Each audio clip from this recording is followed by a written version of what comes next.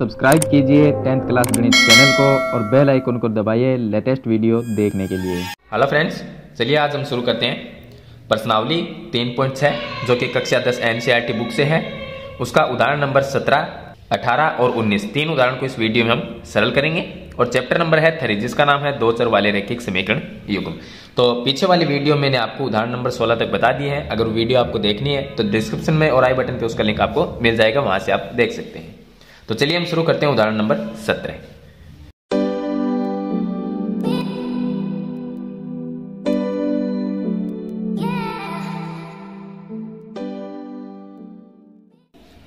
तो इसमें देखिए हमें दिया गया है कि समीकरणों के निम्न युग्म को हल कीजिए। ये समीकरण है, इसको हमें हल करना है, यानी कि कहने का मतलब ये है कि x और y का मान ज्ञात करना है। हम सबको ये चीज पता है।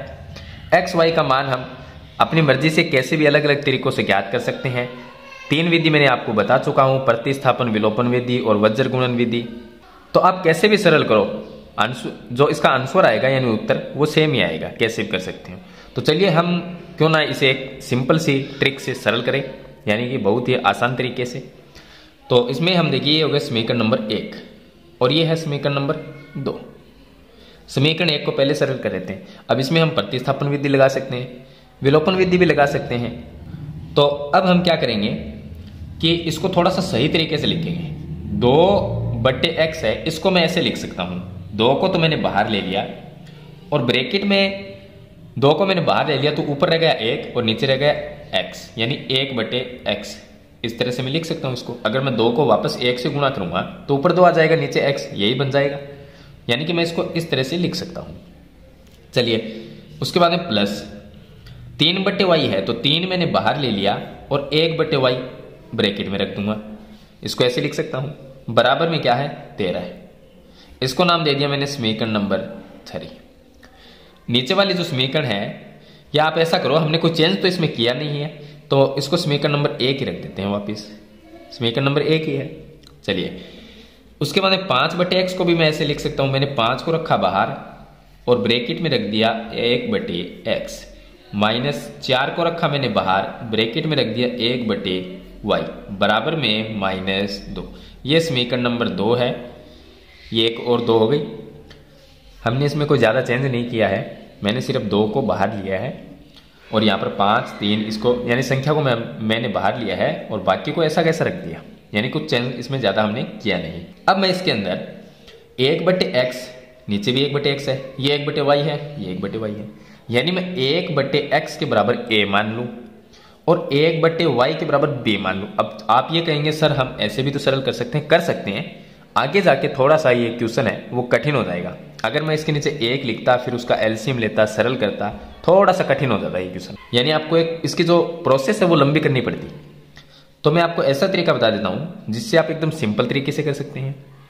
तो क्यों ना हम 1/x और 1/y, 1/x बराबर हम a मान लेंगे। अब p q कोई भी मान सकते हैं, ABCD का कोई भी अक्षर। 1/y के बराबर हम b मान लेते हैं। तो मैं लिख देता हूं कि माना 1/x बराबर हमने a मान लिया, व 1/y बराबर मैंने b मान लिया। अब a और b मैं वापस इनकी जगह रख देता हूं। 1/x की जगह a रखूंगा और 1/y की जगह b रखूंगा, तो ये 2 अपनी जगह रह गया, तो ये बन गया 2। इसकी जगह मैंने a रखा तो 2a प्लस 3, 1/y बराबर मैं रखूंगा b, तो ये बन गया 3b, बराबर में ये हो गया 13। इसको नाम दिया समीकरण नंबर 3। इसी तरह से यहां पर a और b रखना है, तो ये बन गया 5a और आगे वाला बन गया माइनस में 4b, बराबर में -2। इसको मैंने नाम दिया समीकरण नंबर 4। अब आप इसको प्रतिस्थापन विधि से सरल करो या आप इसको विलोपन विधि से सरल करो। तो क्यों ना हम इसको विलोपन विधि से सरल करते हैं ताकि और भी आसान हो जाए। तो अगर मैं देखिए ऊपर 2a है, नीचे 5a है, ऊपर नीचे की संख्या को बराबर कर दूं, या तो ये संख्या को बराबर कर लीजिए या इन दोनों संख्या को बराबर कर लीजिए, एक ही बात है। अगर मैं यहां पर 2 को मैं 5 से गुणा कर दूं तो यहां पर 10 आ जाएगा और इसको मैं 2 से गुणा कर दूं तो यहां पर 10 आ जाएगा। यानी कि समीकरण नंबर 3 को मैं 5 से गुणा कर देता हूं। आप कोई भी संख्या से गुणा कर सकते हैं, जरूरी नहीं है मैंने 2 या 5 से गुणा किया तो आप भी 2 और 5 से गुणा कीजिए। आप यहां पर इसको 4 से गुणा कर दीजिए, इसको 3 से गुणा कर दीजिए, तो ऊपर नीचे 12 आ जाएंगे। जैसी आपकी मर्जी आप वैसे गुणा कर सकते हैं, ऊपर नीचे की संख्या बराबर करनी है। तो चलिए हम समीकरण नंबर 3 को 5 से गुणा करते हैं। मैं लिखता हूं कि समीकरण 3 को 5 से व समीकरण 4 को, अब देखिए ऊपर वाले को हमने 5 से गुणा किया तो यहां पर 10 आ जाएगा, और यहां पर 10 लाने के लिए मैं 2 से गुणा कर देता हूं। तो मैं लिखता हूं समीकरण 4 को 2 से गुणा कर दिया। तो यहां पर समीकरण नंबर 3 को मैं 5 से गुणा करता हूं, तो सभी संख्याओं को 5 से गुणा करना है। 2a को 5 से गुणा किया तो 10a बन गया, प्लस 3b को 5 से गुणा करेंगे तो 15b बन गया, और 13 को 5 से गुणा किया तो 13 पंजे होते हैं 65। इसको मैंने नाम दे दिया समीकरण नंबर 5। उसके बाद में नीचे वाली समीकरण जो 4 नंबर है इसको हमने 2 से गुणा किया है, तो पूरी समीकरण को 2 से गुणा कर देते हैं। 5a को 2 से गुणा करेंगे 10a बन गया। उसके बाद में माइनस में 4b को गुणा किया 2 से तो 8b बन गया, और -2 को 2 से गुणा करेंगे तो माइनस में 4, इसको नाम दिया समीकरण नंबर 6। अब हम विलोपन विधि से सरल कर रहे हैं तो इसके हम चिन्ह चेंज कर देंगे। ये माइनस बन गया क्योंकि ये 10 ये क्या है प्लस में, तो माइनस बन गया। यहां पर माइनस है तो ये प्लस हो गया, ये माइनस है तो प्लस हो गया। इसको हम काट देंगे, प्लस माइनस की संख्या है। 15b प्लस में 8b, 15 और 8 कितने होते हैं, 15 और 8 होते हैं 23। तो मैं लिख देता हूं 23b बराबर 65 और 4, ये कितने हो गए 69, ये हो गए। चलिए b का मान हम ज्ञात कर लेते हैं, तो b बराबर क्या आ गया 69/23, तो b बराबर आ गया, यानी कि 23 का भाग इसके अंदर जाएगा 3 बार। तो मैं यहां पर लिख देता हूं 3। तो b का मान हमारे पास में क्या आ गया 3 आ गया। b का मान हमने निकाल लिया। अब हम क्या करेंगे a का मान निकालेंगे, क्योंकि हमने यहां पर a और b रखा था। तो a का मान, अब आप या तो इस समीकरण में b का मान रख दो या इसमें रख दो। चलिए मैं यहां से समीकरण नंबर 3 के अंदर मैं रख देता हूं b बराबर 3। तो मैं लिखता हूं कि b का मान समीकरण 3 में रखने पर, तो मैंने लिख दिया कि b का मान समीकरण 3 में रखने पर, समीकरण 3 के अंदर हम b का मान रख देते हैं। तो 2a अपनी जगह आ गया, प्लस में 3 गुणा b का मान क्या रखेंगे 3 बराबर में 13। तो ये आ गया 2a प्लस 3 गुणा 3, 9 हो गए, बराबर में 13 आ गया। तो ये आ गया 2a बराबर 13 अपनी जगह है, ये 9 इस साइड में आके माइनस में 9 बन गया। तो 2a बराबर क्या आ गया 4 आ गया, a बराबर 4/2 यानी कि 2 आ गया। a का मान क्या आ गया 2। चलिए हमारे पास में a का मान आ गया a बराबर 2। a और b का मान हमने निकाल लिया। a और b हमने किसकी जगह रखे थे, हमें तो xy का मान निकालना है क्योंकि समीकरण xy में दी गई है। तो हम क्या करेंगे a 1/x बराबर क्या है a। चलिए मैं यहां पर सरल कर देता हूं, 1/x बराबर a है, तो a का मान क्या है 2 है। मैं यहां पर लिख देता हूं 2। अगर इसके नीचे 1 लिखूं तो इसको मैं सरल कर सकता हूं। यह हो गया हमारे पास में। ये आप ऐसा करो, मैं 2 को तो इसके नीचे ले आता हूं और x को इसकी जगह ले जाता हूं, तो क्या बन गया 1/2 बराबर x, यानी x का मान क्या आ गया 1/2। आप सरल कैसे भी करो 1/2 ही आना है। और दूसरा b का मान 3 है, तो मैं b की जगह यहां पर 3 रख देता हूं। 1/y बराबर क्या हो जाएगा 3, 1/y बराबर 3। अब 3 को मैं y की जगह रख देता हूं और y को मैं 3 की जगह रख देता हूं, तो 3 इसके नीचे आ गया तो 1/3 हो गया। 1/3 बराबर क्या आ गया y। आप ऐसा लिख दीजिए y बराबर 1/3, तो ये आ गया y का मान। तो इस तरह से आप समीकरण को सरल कर लीजिए। चलिए इसके बाद में हम शुरू करते हैं इसका उदाहरण नंबर 18। अब देखिए इसका उदाहरण नंबर 18 है। इसने तो ये लिखा है कि निम्न समीकरण युग्म को रैखिक समीकरण के युग्म में बदलकर हल करना है, यानी कि रैखिक समीकरण बनाना है। पहले इसके बट्टे में संख्या नहीं रहनी चाहिए, सिंपल समीकरण सीधी बन जानी चाहिए। तो बट्टे वाली संख्या को हम कैसे हटाएंगे, तो चलिए हम इस तरह करेंगे कि मैं 5 को लिख देता हूं बाहर की तरफ। रैखिक समीकरण बनाएंगे पहले, क्योंकि इसने लिखा है कि रैखिक समीकरण में पहले बदलो उसके बाद में इसको हल करो। तो पहले रैखिक समीकरण बनाते हैं। तो मैं 5 को मैंने लिया बाहर, तो ऊपर रह गया 1 और नीचे है x - 1, उसके बाद में प्लस, आगे है 1/y - 2 और बराबर में 2। इसको मैं लिख सकता हूं, 6 को मैंने बाहर लिया तो 1/x - 1 और माइनस 3 को मैंने बाहर ले लिया तो ऊपर रह गया 1 और नीचे है y माइनस 2 बराबर 1। दोनों समीकरण में 1/x माइनस 1 यहाँ पर भी है और यहाँ पर भी है, 1/y माइनस 2 यहाँ पर भी है और यहाँ पर भी, यानी मैं इसकी जगह तो a मान लेता हूँ और इसकी जगह मैं b मान लेता हूँ, तो सेम ही बात है, इसकी जगह a आएगा और इसकी जगह भी b आएगा। चलिए इसको मैंने नाम दिया समीकरण नंबर 1 और ये हो गया समीकरण नंबर 2। अब मैं क्या करता हूँ, मैं लिख देता हूँ कि 1 माना 1/x माइनस 1, इसके बराबर मैंने मान लिया a और 1/y माइनस 2, इसके बराबर मैंने मान लिया b। अब इसमें हम a और b रखेंगे इनकी जगह, तो 5 अपनी जगह रह गया और इसकी जगह मैंने a रखा, यानी a ले लिया तो a रखूंगा, इसकी जगह b रखना है, यहाँ पर a रखेंगे और यहाँ पर b रखेंगे, बाकी संख्या सेम टू सेम रखेंगे। ये हो गया 5, तो यहाँ पर क्या आएगा, a आएगा, इसकी जगह a रख देंगे क्योंकि हमने माना है कि हम इसकी जगह a ले रहे हैं, तो मैं इसकी जगह रखता हूँ a प्लस यहाँ पर आ जाएगा b और बराबर में 2। ये बन गए समीकरण नंबर, इसको 3 नाम दे दिया। और आगे वाले जो समीकरण है इसमें 6 अपनी जगह है तो इसकी जगह a आ जाएगा, तो 6a बन गया, इसके नीचे लिख देता हूं मैं 6a माइनस में यहाँ पर 3b हो गया और बराबर में 1। इसको नाम दिया मैंने समीकरण नंबर 4। चलिए अब इसको मैं सरल कर लेता हूं, तो विलोपन विधि से सरल कर लेते हैं। अब समीकरण 3 और 4 को विलोपन विधि से हम सरल कर लेते हैं। तो यहाँ पर देखिए a वाली संख्या या b वाली को किसी को भी बराबर कर लीजिए, तो ऊपर वाली समीकरण को मैं 3 से गुणा कर देता हूं, तो यहाँ पर 3 आ जाएगा और नीचे 3 पहले से है, तो सिर्फ हम समीकरण 3 को 3 से गुणा करेंगे। तो मैं लिख देता हूं, चलिए, तो समीकरण 3 को 3 से गुणा करने पर मैं यहां से गुणा कर लेता हूं।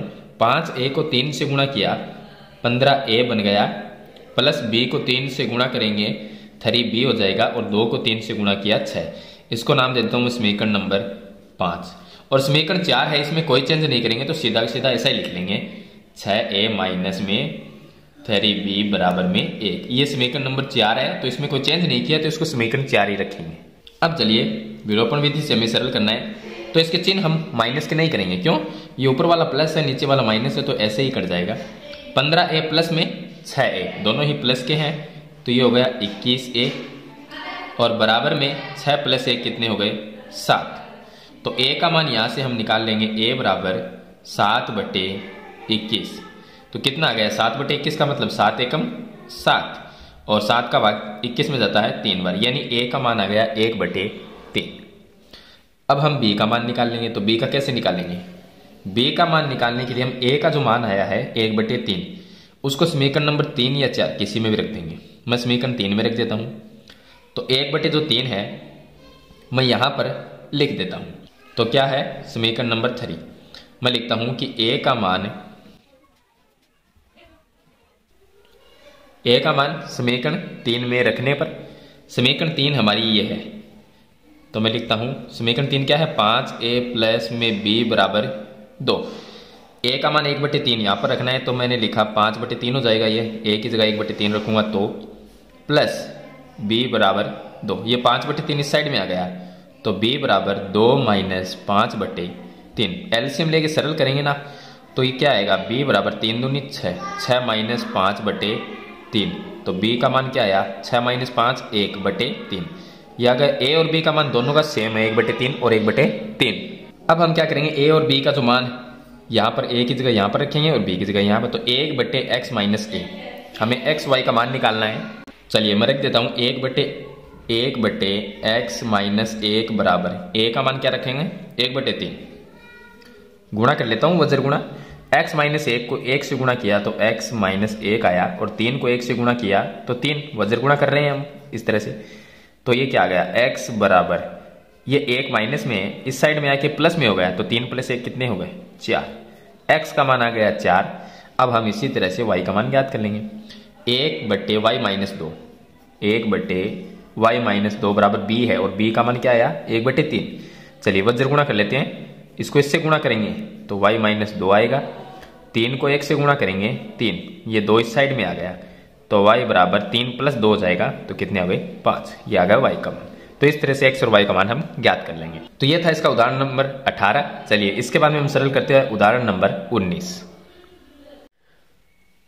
अब देखिए उदाहरण नंबर 19, इसमें दिया गया है कि एक नाव 10 घंटे में धारा के प्रतिकूल 30 किलोमीटर, 30 किलोमीटर क्या है, दूरी है, धारा के प्रतिकूल 30 किलोमीटर तथा धारा के अनुकूल 44 किलोमीटर जाती है।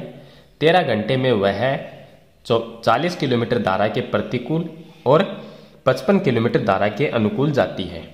तो धारा की चाल और नाव की स्थिर पानी में चाल ज्ञात करनी है। क्या ज्ञात करना है हमें? एक तो धारा की चाल हमें ज्ञात करनी है और नाव की स्थिर पानी में चाल ज्ञात करनी है। तो जो चीज़ हमें ज्ञात करनी है उसी को हम लिख लेंगे। तो मैंने पहले से यहाँ पर लिख लिया कि नाव की स्थिर पानी में चाल, ये जो हमें ज्ञात करना है कि नाव की स्थिर पानी में चाल। तो मैं ये मान लेता हूं कि माना नाव की स्थिर पानी में जो चाल है वो x किलोमीटर प्रति घंटे है और जो धारा की चाल है वो है y किलोमीटर प्रति घंटे। तो ये हमने नाव की चाल और धारा की चाल को x और y के रूप में हमने मान लिया। अब यहां पर बात हो रही है प्रतिकूल की और अनुकूल की। पहले हमें देखिए प्रथम स्थिति में जो 10 घंटे दिए गए हैं उस 10 घंटे के अंदर अंदर वह 30 किलोमीटर तो प्रतिकूल चली जाती है और 44 किलोमीटर अनुकूल चली जाती है। लेकिन हम ये नहीं बता सकते कि जब 30 किलोमीटर जाती है तो उसमें कितना समय लगा और 44 किलोमीटर जाती है तो उसमें कितना समय लगा। हमें बस इतना पता है कि 30 किलोमीटर और 44 किलोमीटर अनुकूल और प्रतिकूल जब चली जाती है तो दोनों में 10 घंटे का समय लगा। इनका समय हम अलग अलग यहां पर नहीं बता सकते, तो हम पहले क्या करेंगे, इसका समय भी अलग अलग निकालेंगे। इसी तरह से सेकंड स्थिति ये है कि 13 घंटे में वह 40 किलोमीटर प्रतिकूल जाती है, 55 किलोमीटर अनुकूल जाती है। अब हमें यह तो पता है कि 40 किलोमीटर और 55 किलोमीटर जाने में उसे 13 घंटे लगे, लेकिन हमें यह नहीं पता कि 40 किलोमीटर जाने में कितना समय लगा है और 55 किलोमीटर जाने में कितना समय लगा है। अलग अलग इनका हमें समय नहीं पता है। दोनों का एक साथ समय पता है कि इतनी और इतनी दूरी तय की तो उस दूरी में उसे 13 घंटे का समय लगा। तो यहां पर हमारे पास में दो स्थिति दी गई है। तो अब हम क्या करेंगे, यहां पर देखिए जो हमने चाल मानी है कि एक तो नाव की चाल है x किलोमीटर प्रति घंटे और धारा की चाल है y किलोमीटर प्रति घंटे। तो मैं ये मान लेता हूं कि अनुकूल और प्रतिकूल निकालेंगे इसकी। हम इसमें ये लिखेंगे कि नाव की धारा के प्रतिकूल चाल और अनुकूल चाल दोनों को ज्ञात करेंगे। तो चलिए मैं लिख देता हूं। तो मैंने यहां पर दो स्थिति लिखी है कि एक तो नाव की धारा के अनुकूल चाल और एक धारा के प्रतिकूल चाल, क्योंकि यहां पर भी प्रतिकूल और अनुकूल की ही बात हो रही है। तो ये जो 30 किलोमीटर 10 घंटे में 30 किलोमीटर ये दूरी है और 44 किलोमीटर भी दूरी है, यानी 30 किलोमीटर वह प्रतिकूल चली जाती है और 44 किलोमीटर अनुकूल चली जाती है। तो ये दोनों दूरी है। ये समय हो गया 10 घंटे। यहां पर हम चाल ज्ञात कर लेंगे और समय का फॉर्मूला लगा के यहां से समय हम ज्ञात करेंगे। तो देखिए यहां पर हमने लिखा कि नाव की धारा के अनुकूल चाल। अब अनुकूल चाल में हम क्या करेंगे कि जो नाव की चाल है वो x है और धारा की चाल y है, तो दोनों की अनुकूल करेंगे तो x प्लस y दोनों को जोड़ देंगे, यानी नाव की चाल प्लस धारा की चाल। तो मैं लिखूंगा x प्लस y किलोमीटर प्रति घंटे। और प्रतिकूल चाल में क्या होगा कि धारा के प्रतिकूल चाल है यानी विपरीत साइड, तो प्रतिकूल चाल में क्या होगा x माइनस वाई हो जाएगा। तो यहां पर लिख लेंगे x माइनस वाई किलोमीटर प्रति घंटे। अब देखिए हमने अनुकूल चाल और प्रतिकूल चाल ज्ञात कर ली। अब यहां पर लिखा है कि 10 घंटे में, समय 10 घंटे है, 10 घंटे में प्रतिकूल 30 किलोमीटर, प्रतिकूल 30 किलोमीटर। तो पहले इसको सरल कर लेते हैं। प्रतिकूल 30 किलोमीटर जाती है, तो मैं यहां पर लिख लूंगा कि जब वो 30 किलोमीटर प्रतिकूल चली गई थी तो हम क्या लिखेंगे कि प्रतिकूल जाने में लगा समय, हम ये लिख लेते हैं। तो चलिए मैं लिख देता हूं। तो मैंने यहां पर दोनों कंडीशन लिख दी। तो यहां पर ये स्थिति फर्स्ट की बात है जब 10 घंटे की बात कर रहे हैं, तो यहां पर हम लिख देते हैं कि स्थिति फर्स्ट में, स्थिति फर्स्ट की बात हो रही है। चलिए हम मान लेते हैं कि प्रतिकूल जाने में लगा समय t1 था। तो t1 से हम समय का जो फॉर्मूला होता है वो होता है समय बराबर दूरी बटे चाल, दूरी बटे चाल।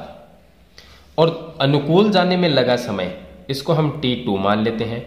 तो फॉर्मूला तो समय का वही रहेगा, दूरी बट्टे चाल, तो इसमें भी हम लिख लेंगे दूरी बट्टे चाल। अब यहां पर हम बात करें कि प्रतिकूल की बात करें, अगर हम प्रतिकूल की बात करें तो प्रतिकूल में समय t1 लिया है, तो दूरी क्या थी? दूरी थी 30 किलोमीटर। तो मैं यहां पर लिख देता हूं 30 बटे चाल क्या थी? तो चाल हमने देखिए प्रतिकूल चाल, तो नाव की धारा के प्रतिकूल चाल x माइनस वाई है, तो मैं यहां पर x माइनस वाई लिख देता हूं। इसी तरह से अनुकूल जाने में लगा समय t2 माना है, तो दूरी क्या थी? अनुकूल की दूरी, अनुकूल जाने में 44 किलोमीटर अनुकूल गई थी, तो हम मैं लिख देता हूं 44। और उस वक्त चाल क्या थी? यानी कि अनुकूल चाल, तो अनुकूल चाल है x प्लस वाई, तो मैं लिख देता हूं x प्लस वाई। तो हमारे पास में समय क्या आ गया? t1 बराबर तो आ गया 30 बटे x माइनस वाई, और t2 बराबर आ गया 44 बटे x प्लस वाई। अब देखिए कुल समय क्या है? कुल समय है 10 घंटे, और यहां पर हम कुल समय कैसे ज्ञात करेंगे? t1 प्लस t2 को जोड़ेंगे, तब हमारे पास में अनुकूल और प्रतिकूल दोनों का समय निकलेगा। तो मैं नीचे ज्ञात कर लेता हूं कुल समय। चलिए मैं यहां पर लिख देता हूं कुल समय। कुल समय हमारे पास में आ जाता है t1 प्लस t2, क्योंकि दोनों समय को हमें जोड़ना है। t1 प्लस t2 बराबर कितना आएगा? बराबर आएगा 10 घंटे, क्योंकि हम स्थिति फर्स्ट की बात कर रहे हैं। तो प्रतिकूल और अनुकूल जाने में जो समय लगा था वो 10 घंटे का लगा था, तो बराबर में मैं लिख देता हूं 10। अब t1 क्या है? t1 बराबर 30 बटे x माइनस वाई लिखना है, तो चलिए मैं यहां पर लिख देता हूं 30 बटे x माइनस वाई, और प्लस t2 क्या है? 44 बटे x प्लस वाई, ये हो गया 44 बटे x प्लस वाई, और बराबर आ गया 10। ये बन गई समीकरण नंबर 1। अब स्थिति हम सेकंड की बात करते हैं, जहां पर 13 घंटे का समय लगा था। तो स्थिति सेकंड की बात करते हैं। चलिए, तो स्थिति सेकंड की बात करें तो मैं आपको सिंपल तरीके से बता देता हूं कि अनुकूल चाल और प्रतिकूल चाल यही रहेगी। उसके बाद में समय t1 t2 मान लेते हैं, या सिंपल तरीके से सीधा लिखना चाहे तो स्थिति सेकंड में क्या बनेगा? तो देखिए स्थिति सेकंड में ऊपर हमने क्या लिखा था? यहां पर 30 दूरी लिखी थी, तो यहां पर 13 घंटे की बात हो रही है, तो 40 किलोमीटर धारा के प्रतिकूल, तो मैं लिख देता हूं 40।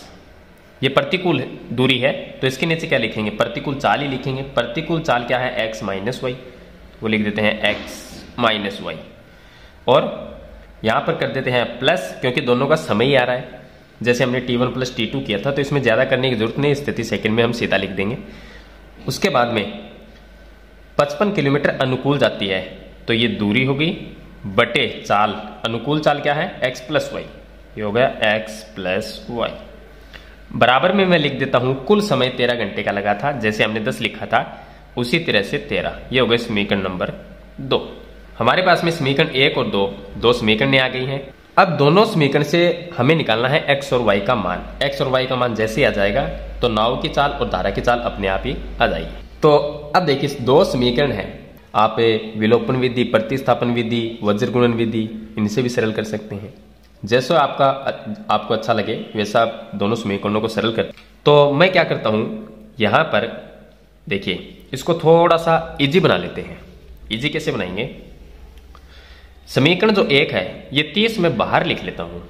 30 मैंने क्या लिखा? बाहर लिख लिया। तो 30 की जगह क्या रह गया? 1 बटे x माइनस वाई, यही तो आएगा।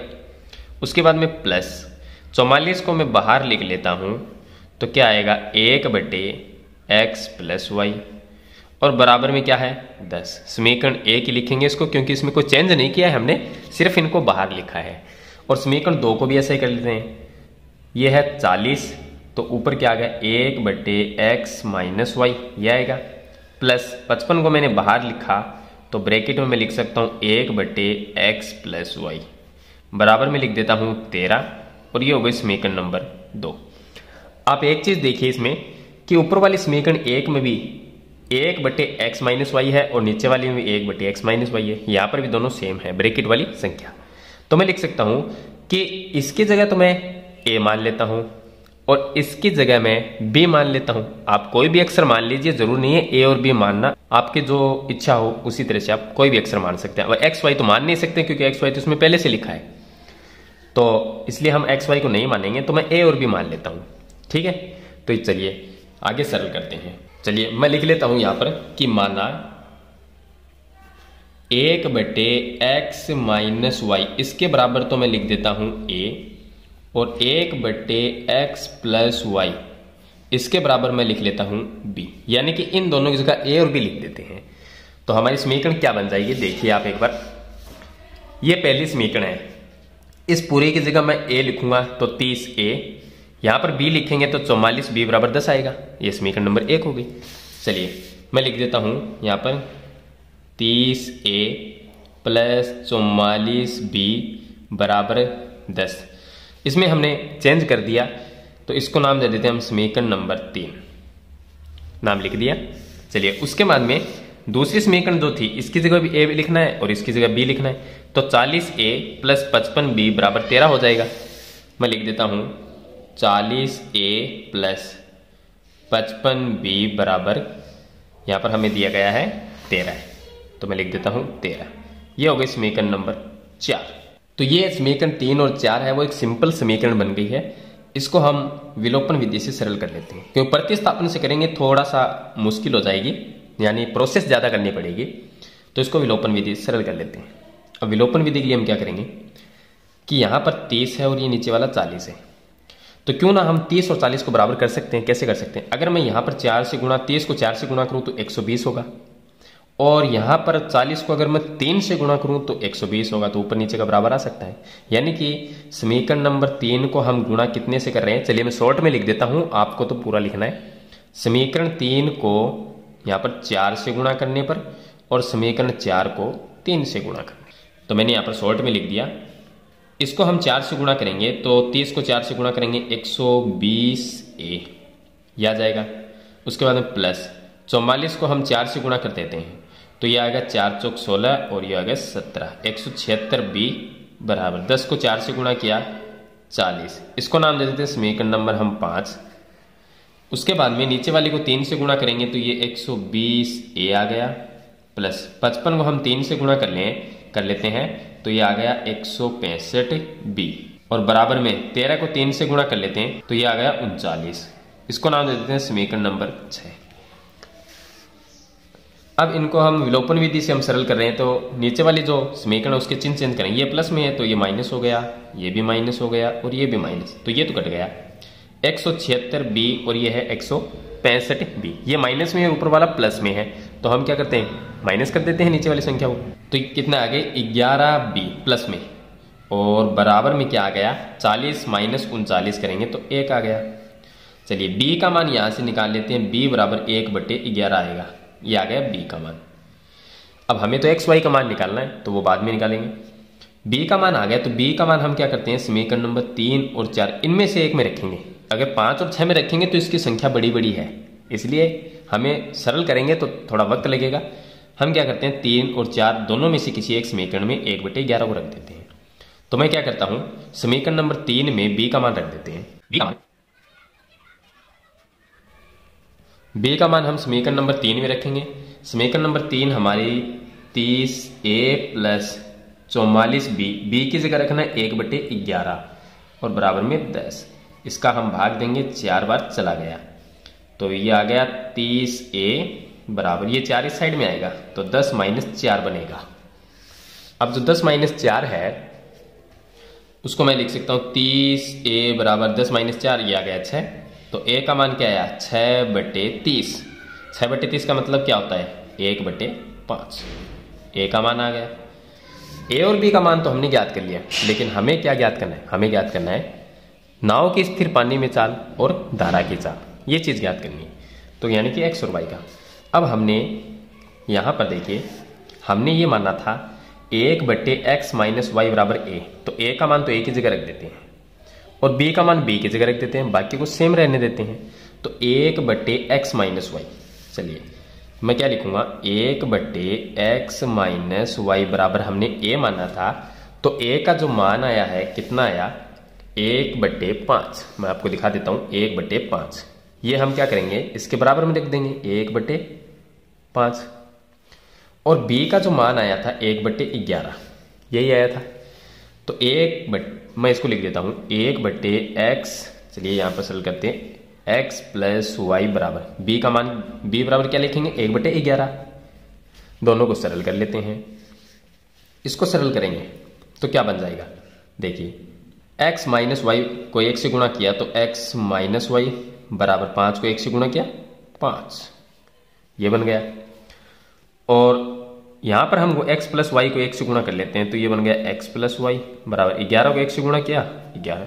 यहां पर भी 2 समीकरण बन जाती है। फिर से विलोपन विधि हम काम में ले लेंगे। तो इसको मैं कुछ समीकरण नाम दे देते हैं। हम यहाँ पर 5 और 6 तक दिए थे, इसको नाम 7 और 8 दे देते हैं। अब 7 और 8 को हम क्या करते हैं, 8 को इसके नीचे लिख लेता हूं मैं। तो x - y बराबर 5, ये समीकरण नंबर 7 है। 8 को इसके नीचे लिख लेते हैं, ये x + y बराबर 11 है, समीकरण नंबर 8। विलोपन विधि से ये माइनस हो गया, ये माइनस हो गया, ये माइनस हो गया, ये कट गया। -y और -y, माइनस में 2y, 11, ये प्लस में 5 है तो पीछे कितना रह गया, माइनस में 6। माइनस से माइनस कट गया। y बराबर, ये 2 इसके नीचे आएगा भाग में, तो 6/2 का मतलब हो गया 3। y का मान कितना आया, 3 आया। x का मान हम इस तरह से निकालेंगे कि y का मान समीकरण 7 या 8 किसी एक में रख देंगे। तो मैं समीकरण 7 में ही रख देता हूं। तो यहां पर लिखेंगे